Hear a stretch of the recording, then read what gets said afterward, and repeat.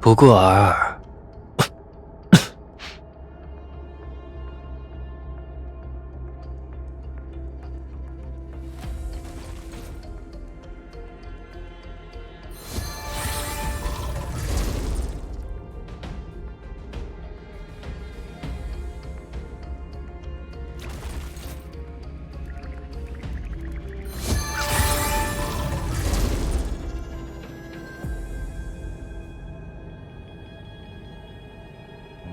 宏伟、坚实、破败，最终摊皮。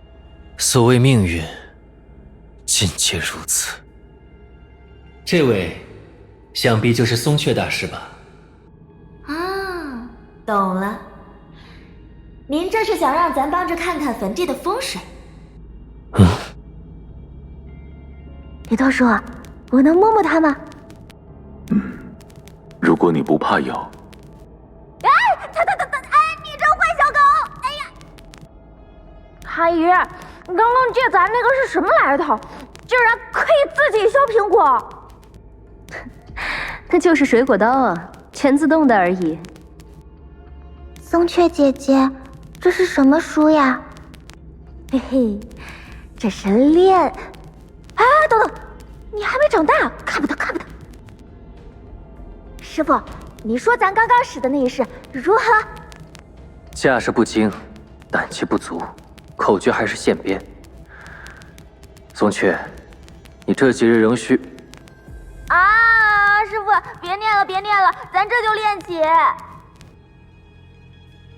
自我这恐惧而生的一项吗？无用。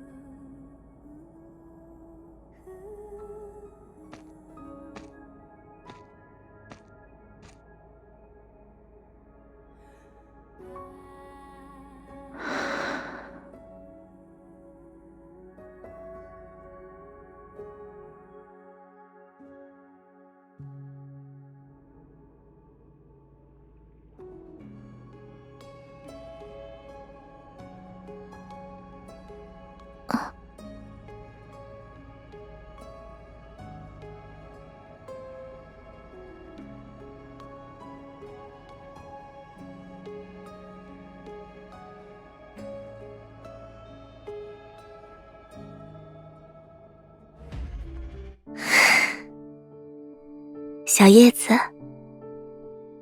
你是来陪我的吗？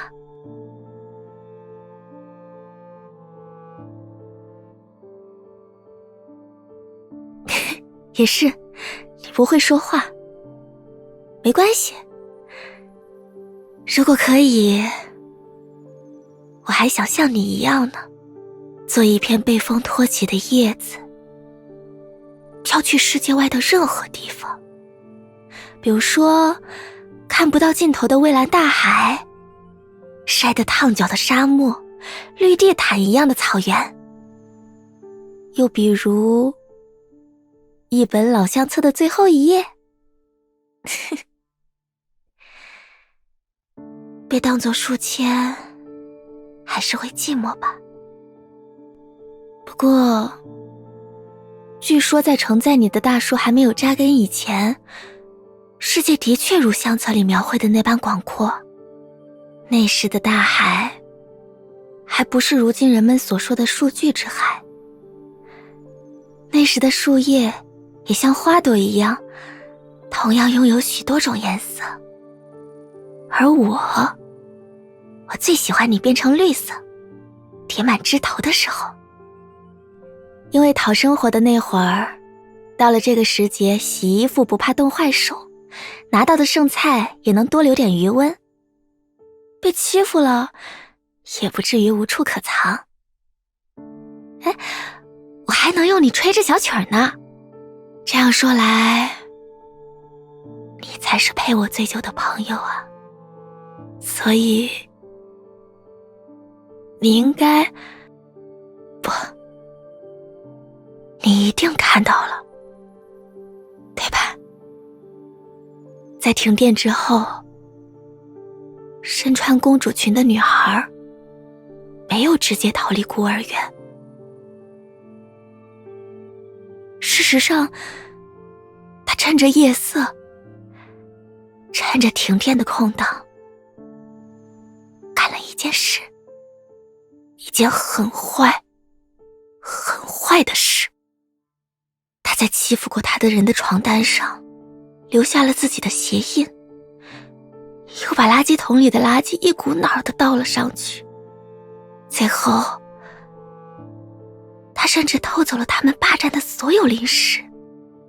真的，他不知道停电是谁干的，说不定他就是和面包片沾满果酱的那一面突然掉在地上一样，倒霉而又俗气。但他就是想这样做，他就是想。也对，他扮演的角色毕竟是黑色的猩猩啊。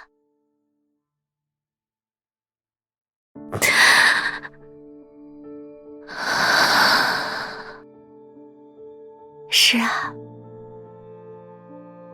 这里好像也算得上舞台呢，既位于廊丘中心，又被所有人仰视。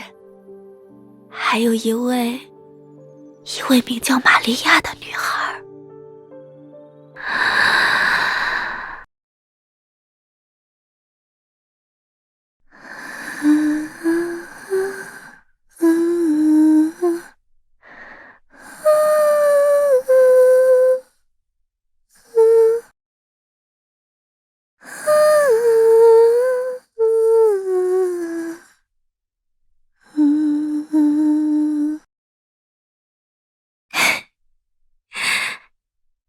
真想不到，都过了这么久，我还记得大概怎么唱。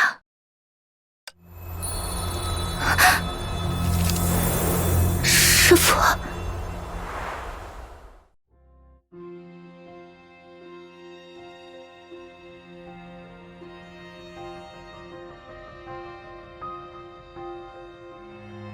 抱歉，是我打断了你。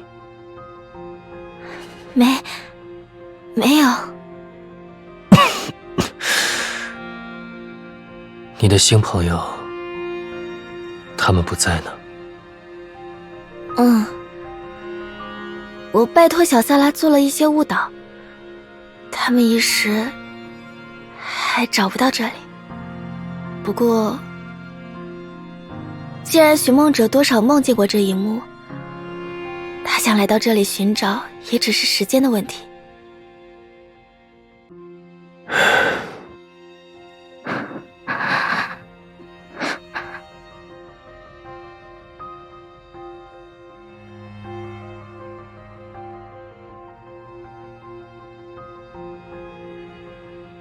你刚刚哼的曲子是星星公主，对吗？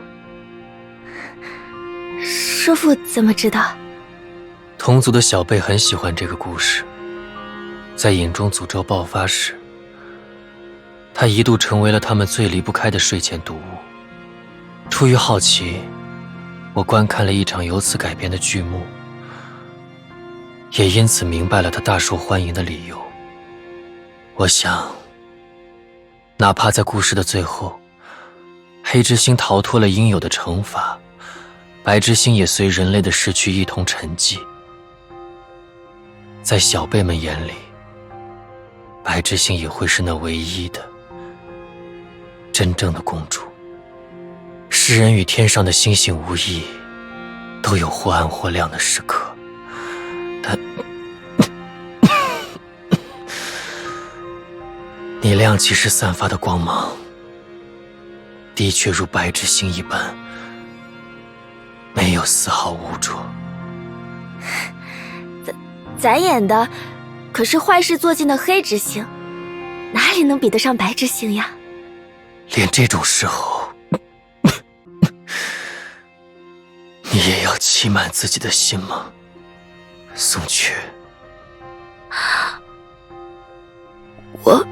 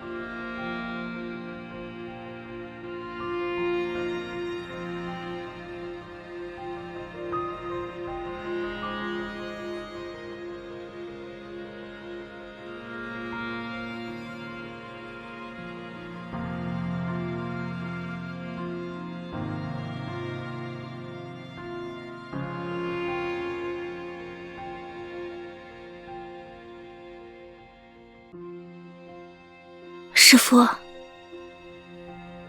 谢谢你。不论白之星还是黑之星，他们都需要直面自己选择的命运，不是吗？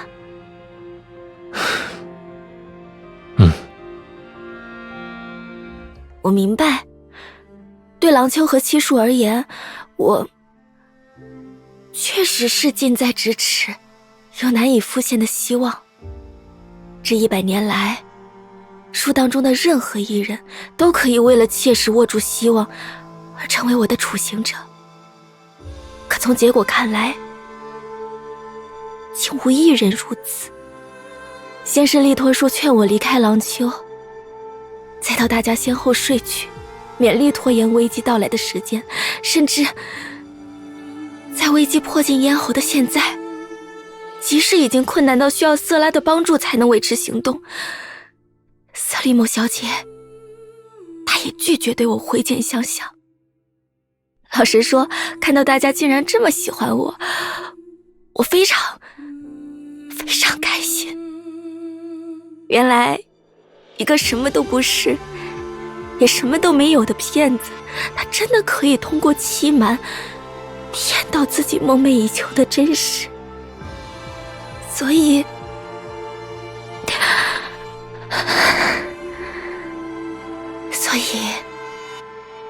身为七树的领导者，身为我的师父，你必须成为唯一的例外。为了虚无缥缈的可能，转而放弃手边切实的希望，哼，傻子才会这么干的。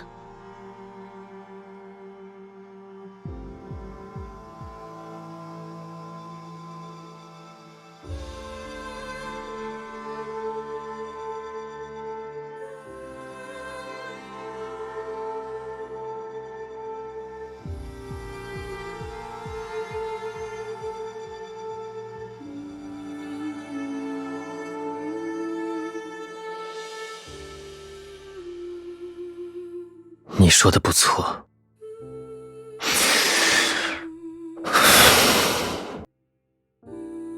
我来此地，正是为了亲手结束宋阙的性命。师父，在这之后，一切都会好起来的，对吧？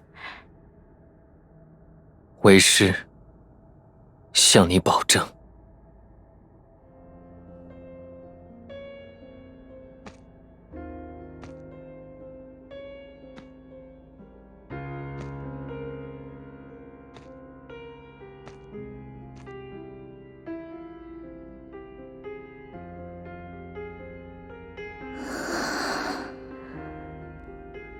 我就要死了吗？没事的，没事的，师父疼我，不会很痛的，一下就结束了。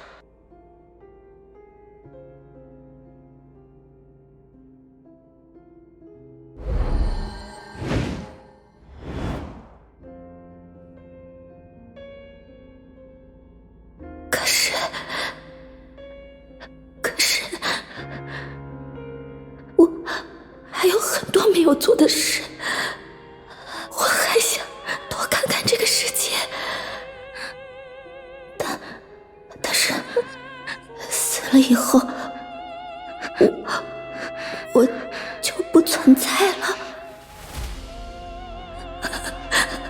爸爸妈妈，不论谁都好，救救我，快救救我，快，师父！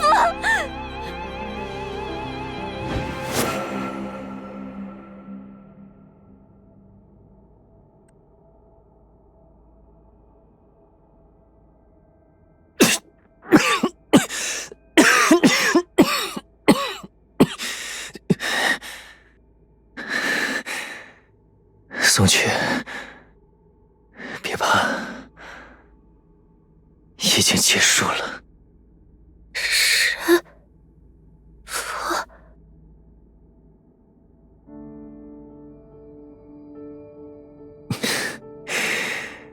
看来为师终究是个愚者，100年之前如此，今日同样如此。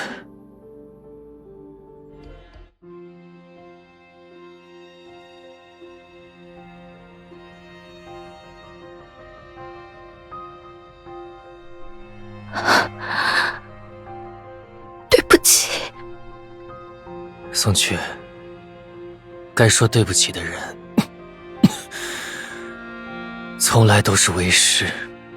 若是细数白姬所犯下的过错，怕是一天一夜也诉不尽。而他所做过的好事，也尽是他为坏事找寻的掩饰。在白姬的人生中，只有过一件正确的事，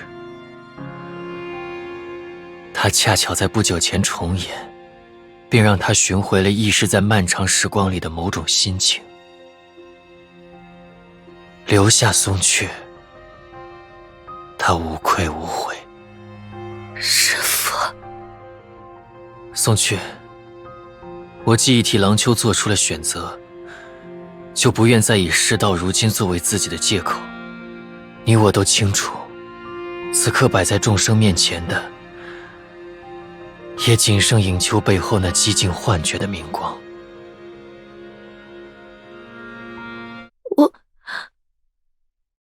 我不明白，师父。你果然还是你，宋阙。为师没有笑话你的意思。让我举个例子吧。你认为，在寻梦者遇见的未来当中，为何稳操胜券的绝，反而要冒一点无谓的风险，要将为师等人置之死地而后快？再等10年，对他来说又有何难？啊，这……在那个未来中，他他作为影之本身所害怕的，恐怕恰恰是影之规则，也就是等价交换与无中生有。比如说，我等集中数之全力，将此刻存在于廊丘的全部影子导入一场危机，这样一来，会发生什么呢？等等，该不会……大胆说出你的猜想便好。该不会，大家在百年间积攒的力量，会把绝联通影子塑造成某种实体？满分答案。如果那无相之相足够纯粹，便存有微小的可能，使得树在全力施展各自的手段后，能够将身为其中意志的觉重塑为一位有形的善神，从而彻底化解危机。而如果与此相悖，在面对有形的恶神时，我们的状况也总好过毫无胜算的去面对无形之神，或者说世界的恶意。当然，若只从难度看，造就善神与击败恶神，二者皆难如登天。这也是我在此之前始终将这一选择束之高阁的原因。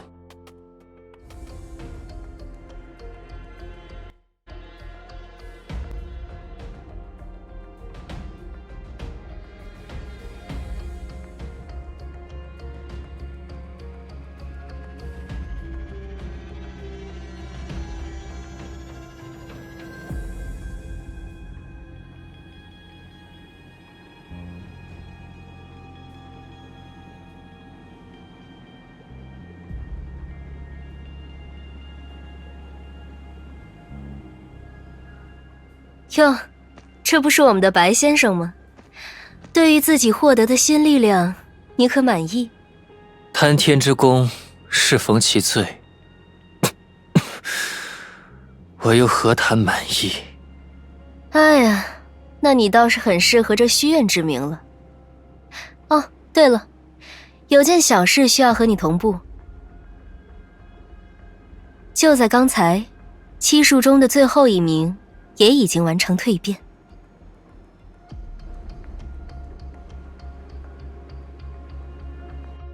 松雀，你对他……别急，我可没有打算坑害你的宝贝徒儿。只不过，若是他乐意为世界小小的牺牲一下自己，那就另当别论了。啊！老实说，与你的虚焰相比，还是他的欺瞒更加有趣。之前你将树的原额扩为7名，决定以卯星的残片分赠他们。那时你一定无法想象，看似最为无能的欺瞒，于某种意义上说，的确是我等之中最为强大的存在。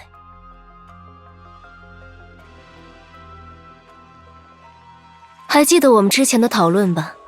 你的厌恶与原始的黄道星之环毕竟有云泥之别，而若想将其堪堪弥补，我们就必须将自我填入其间。用我自己的语言来说，也就是淬火。我等利用影子的方式，或迟或早，都将与星之环残片发生共鸣，并因之固化，形成蜕变。这虽说是穷途末路之举，倒也能偷天换日，勉力将自我与规则合一，并借此操控世界。对于蜕变本身，我相信大家并无奢求。享乐、殉死、结合，他们从前就失去了回头的可能。魄气、虚焰、气勇，我们的人生也一如既往，只是更富挑战罢了。但唯独欺瞒，你真的认为他的天赋在于能借用他者之力因势利导，当个术中骗子吗？阿杰塔，你不必追溯过往，在蜕变之后，欺瞒之术究竟化为了何种力量？哦，看来你想要最直接的答案。你见过玻璃液滴被淬火之后的样子吗？那是一种很美丽的事物，就像凝固的泪滴一样。由于淬火的过程为它保留了特殊的应力结构，这种泪滴的头部变得异常坚硬，即使用铁锤敲打也不会损坏。但是，就像那些最普通的生活经验告诉我们的那样，表面上越完美的事物，它的弱点也往往越为致命。比如，对于这种泪滴来说，只要握住它纤细的尾部，轻轻一掰，啪！无论整个玻璃多么坚固，尺寸多大，它都会瞬间从内部崩解，变成一地碎屑。等等，你难道是说……哎呀，我们聪明的白先生，当我举出这个例子的时候，你就已经在内心里明白了吧？经过漆树以身合道的淬火，如果将影子的一切全能比作这种玻璃泪滴，那么与星之环结合的松雀就正是这泪滴的尾端。它乍看起来毫无修为，只能借用我们的力量，用一种明目张胆的欺骗来彰显自己的树枝威仪。但如果有另一外卯星的残片为它施加足够的压力，它就会带着全部的影子全能经历一次重整，摧毁一切规则，回到最初的起点。从学术角度考虑，我或许称之为受迫条件下的定向虚数重整化更为精确，但以你的品味而言，我们不妨称呼它为异类之疑。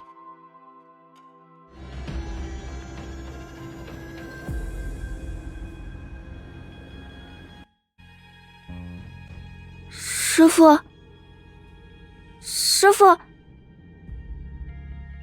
师父，你没事吧？怎么突然话说到一半就……没事，为师只是想起了一些过去的事。你还记得大家最初告诉你什么是异类之疑的时候吗？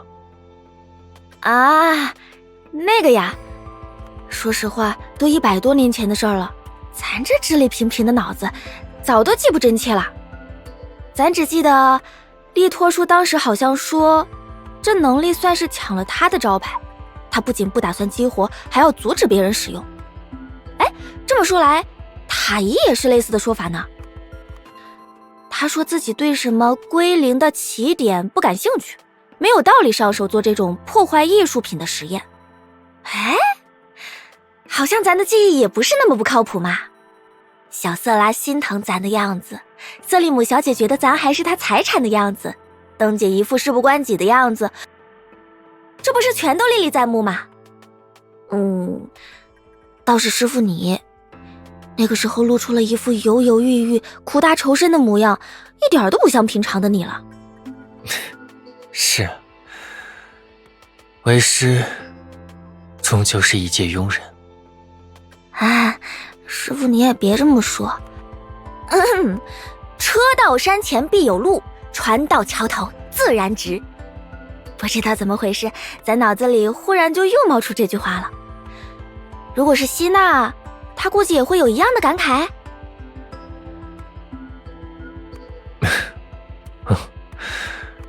这么说来，那位希娜小姐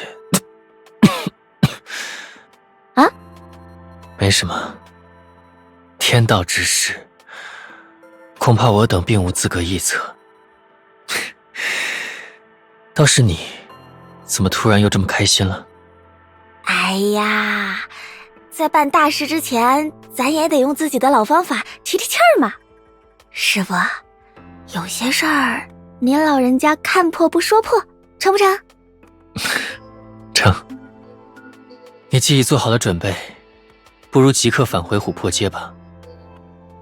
你的新老朋友，想必已等候多时。